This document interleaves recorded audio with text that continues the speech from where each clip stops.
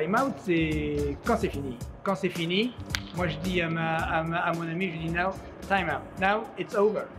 Game over. Alors, le time-out, d'une manière générale en informatique, c'est le temps imparti pour répondre à une requête, quelle qu'elle soit. Dans le cadre du header bidding, comme on le sait tous, on a un bout de code qui est en haut du site, dans le header, qui a pour but d'appeler l'ensemble des différents SSP qui sont branchés dans la configuration header bidding.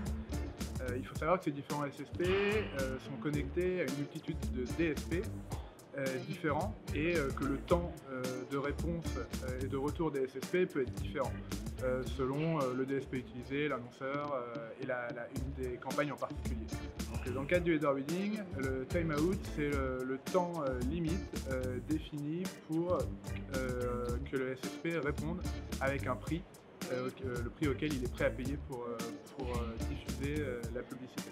Donc une fois que le timeout est écoulé, on prend le meilleur prix et on diffuse du coup la campagne du SSP qui est prêt à payer le prix. Alors s'il n'y a pas de timeout, en gros le SSP a un temps illimité pour répondre.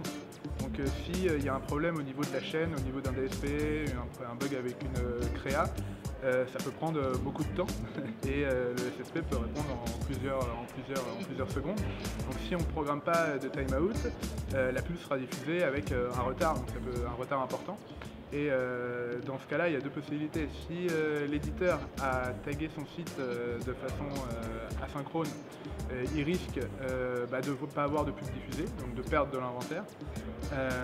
Si la pub est diffusée, d'avoir un mauvais taux de visibilité. Qui dit mauvais taux de visibilité dit des pubs qui ne sont pas prisées par les acheteurs.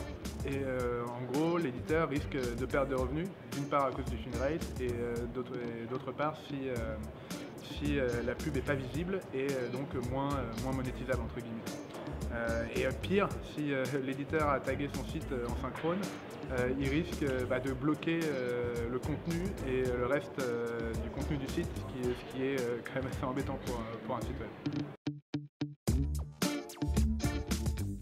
Alors, pour le timeout, j'aurais tendance à privilégier dans un premier temps l'user experience, donc la qualité des visites des internautes sur le site, en le paramétrant à maximum 1,5 secondes, donc 1500 millisecondes, ce qui laisse le temps au SSP de répondre, à l'ensemble des SSP de répondre, donc d'avoir un bon taux de remplissage et qui permet à la publicité d'afficher en moins de 1,5 secondes, ce qui me paraît plutôt bien pour l'user experience.